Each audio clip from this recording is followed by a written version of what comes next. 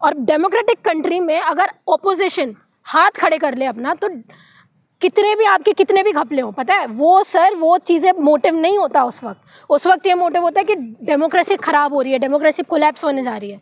तो जो ruling parties हैं उनको भी अपना जो ये एजेंडा छोड़ना पड़ता। आप सोचिए पूरे इंडिया अलायंस जितनी भी बड़ी बड़ी पार्टीज़ हैं, चाहे वो अखिलेश यादव की हो, कांग्रेस हो, बीएसपी हो, जितनी भी बड़ी बड़ी पार्टीज़ हो, आम आदमी पार्टी हो, अगर वो ये चीज़ बोलते कि कहीं पे भी इलेक्शन होगा और इलेक्शन कमीशन हम लोगों को प्रॉपर डेटा नहीं देता है, इलेक्शन कमीशन हम लोगों को प्रॉपर सीट से फुटेज नहीं देता है ना, आप ईवीएम से ना करवा के आप बैलेट पेपर से चुनाव करवाइए। अगर आप ये सब चीज़ें नहीं करते हैं, आप इन सब चीज़ों का हम लोगों को एविडेंस नहीं देते हैं, तो हम इलेक्शन ही कंटेस्ट नहीं करवाएंगे, कोई नहीं लड़ने वाला। तरीके से बाइकआउट कह रही हैं, बहिष्कार बिल्कुल करना चाहिए। बाइकआउट क्यों नहीं करना चाहिए? हम तो ये नहीं बोल रहे ना कि आप सड़कों पर उतरिए, हम ये चीज़ नहीं बोल रहे कि आप नेपाल जैसे जो प्रोटेस्ट कर रहे हैं आप वैसा करिए, आप पूरी कंट्री में हाहाकार मचाए, नहीं। हम सिर्फ गवर्नमेंट से, अपोजिशन से ये मांग कर रहे हैं कि अगर इतना आपको ये चीज़ लग रही है कि वोट चोरी हो रही है जो बड़े लेवल पे है ना, आप ये बोल रहे हैं कि हम, क्योंकि हमेशा से आप देखिए कहीं पे भी राहुल गांधी जी जब भी स्टेटमेंट देते हैं वो कहीं पे भी हर चीज़ यही चीज़ बोल रहे हैं कि हमारा जो भी मुद्दा है ना, हर चीज़ वोट चोरी में आगे अटकती है, हम हार इसलिए रहे क्योंकि वोट चोरी हो रही है। तो अगर आपको लग रहा है वोट चोरी इतने ड्रास्टिक लेवल पे हो रही है, so what are you doing? आपका काम ये है कि अगर आप लड़ रहे हो इलेक्शन, इसका मतलब ये है कि आप भी ये चाहते हो कि कल को हम भी आए, हमारे साथ भी ये फेवर हो जाए। तो आपको अब क्या लग रहा है कि बिहार में जो है, जैसे प्रशांत किशोर ने कहा कि चुनाव से ठीक कुछ क्षण पहले महिलाओं के अकाउंट में 10,000 रुपए गए हैं, अब प्रशांत किशोर जी कह रहे हैं वोट की चोरी हुई है, वोट खरीदी गई है, तो इसको आप कैसे देखते हैं? अब मैं आपको एक चीज़ बताती हूँ सर, बिहार से आप ये एक्सपेक्टेशंस रखोगे ना कि वो अच्छे मुद्दों पे, एजुकेटेड मुद्दों पे आपको वोट देते, तो वो कभी होने वाला नहीं है। बिहार की आज तक की राजनीति में आप देख लीजिए, बिहार में आप फ्री में दारू बंद करवा दीजिए, महिलाएं आपको वोट दे देती हैं, ठीक है, ठेके बंद हो जाएंगे तो महिलाएं आपको वोट दे देंगी। जॉब्स, एम्प्लॉयमेंट, इन सब चीज़ों के मुद्दों पे अगर आप निकल के आओगे ना बिहार में, तो बिहार में आज तक कभी वैसा नहीं हुआ और ना होगा। बिहार में आप एक साइंटिस्ट को भी, नासा के साइंटिस्ट को भी खड़ा कर दोगे ना, तो भी वो नहीं जीतने वाले, और ये सही बात है।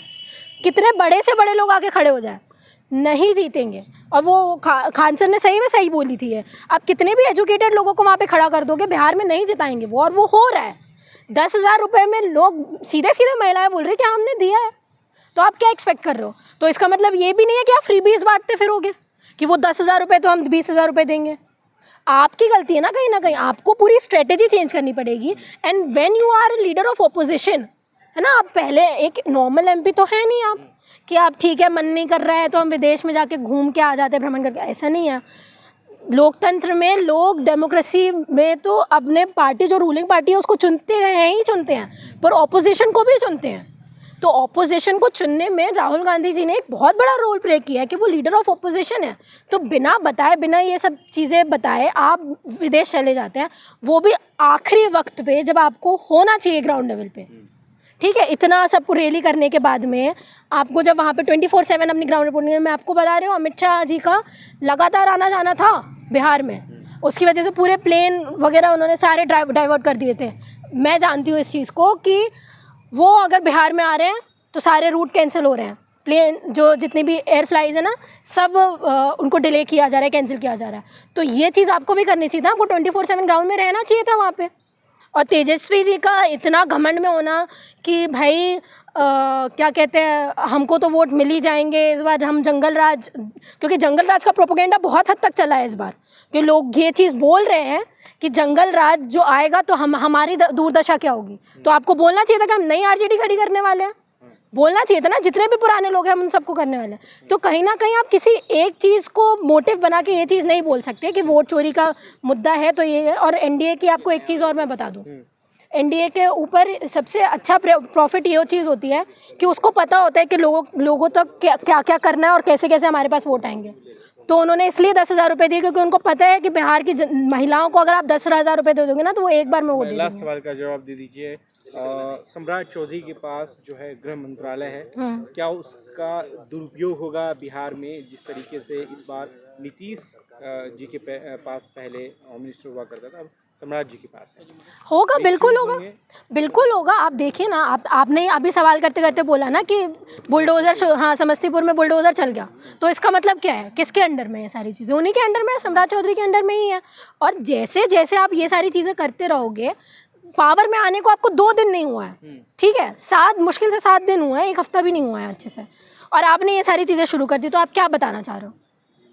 क्या आप, इंडिकेशन तो यही है ना कि जैसे यूपी में योगी आदित्यनाथ ने जैसे बोल दिया कि हम बुलडोज़र राज करेंगे, अब उसमें जो भी चीज़ें हो, महिलाओं को सफ़र करना पड़ेगा, 7 बजे के बाद तुम मत बाहर निकलो। तो ऐसे कोई ना कोई इनकी तरफ से भी आ जाएगा। कोई बहुत बड़ी बात नहीं है ये सारी चीज़ें होना।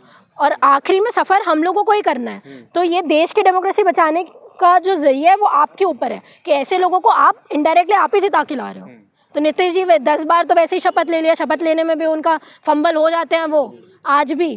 तो अब ऐसे इंसान के हाथ में जो नेशनल एंथम में खुद ढंग से खड़ा भी नहीं रह पाता, वापस आपने उसको पावर में ला दिया, वो क्या ही करेगा देश का, वो क्या ही करेगा स्टेट का, तो आप समझ सकते हैं।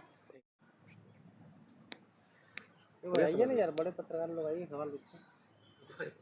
तो लोग क्या अपने आप को मान रहे हैं बेचारा कैमरा मैन। सरकार बनी है और अब तक जैसा देखा गया था कि होम मिनिस्ट्री जो नीतीश जी के पास रहता था, अब वो अचानक सम्राट चौधरी के पास है और समस्तीपुर में बुलडोजर भी चली है। कैसे देख रहे हैं, क्या लग रहा है?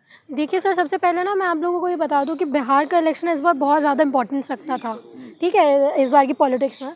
और एज एक्सपेक्टेशंस बहुत सारी चीज़ें जो थी, ऐसा लग रहा था कि बहुत ज़्यादा फेवर में आएंगे, क्योंकि वोट डिस्ट्रीब्यूट बहुत होने वाले थे, है ना। आप आरजेडी को ले लो, तेजस्वी के पास जाने वाले थे बहुत सारे वोट कांग्रेस को जाने वाले थे, क्योंकि महागठबंधन में जैसे आए थे, जो वोट चोरी के ऊपर रैली निकाली थी उन्होंने, और जिस तरीके से ऑनलाइन बहुत सारी चीज़ें आप देख रहे होंगे वो चल रही थी।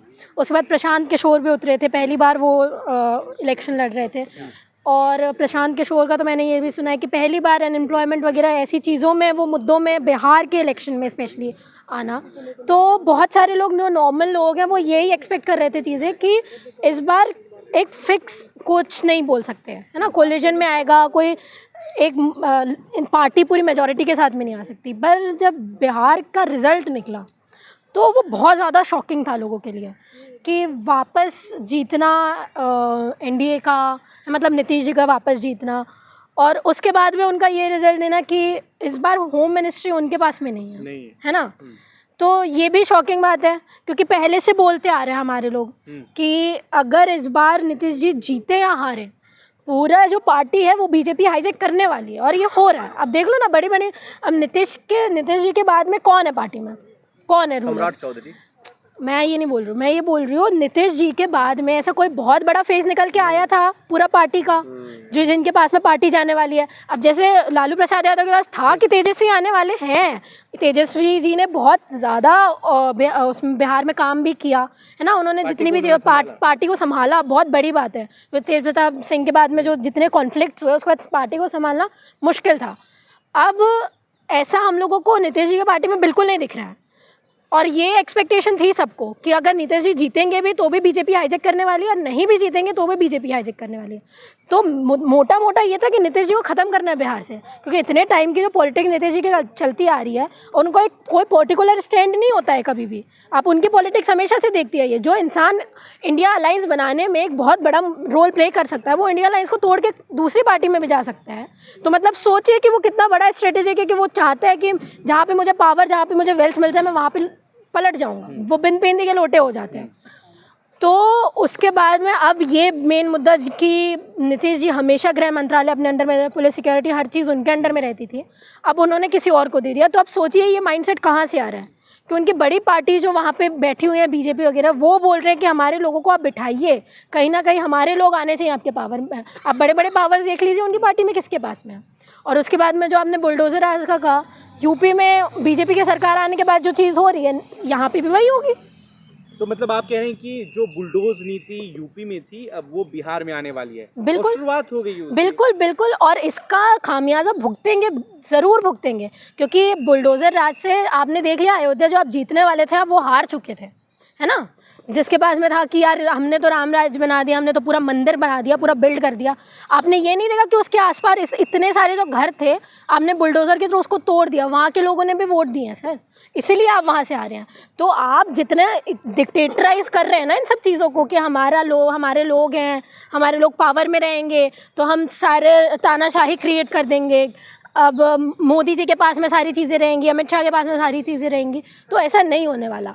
और अभी राहुल गांधी जी ने जो स्टेप लिया था कि हम ECI के खिलाफ में रामलीला मैदान में बहुत बड़ा प्रोटेस्ट करने वाले हैं, वो इसके टूवर्ड्स एक आगाज़ था। क्योंकि हमने ये चीज़ देखी कि कर्नाटका में भी जब उन्होंने पूरा पोलिंग बूथ का सारा निकाला है ना, तो देखा कितना वोट चोरी हुई। उसके बाद हाँ, और उसके बाद अब बिहार में ठीक हरियाणा का आया था कि ब्राज़ीलियन वुमेन जो पुरानी थी उसका सब कुछ निकल के आ रहा है। तो मैंने तो पहले भी ये चीज़ कही थी कि पूरी इंडिया अलायंस को आना चाहिए। Why only Rahul Gandhi take the initiative? भाई पूरा इंडिया अलायंस में इतने सारी पार्टीज़ हैं, सबको एक साथ आना चाहिए।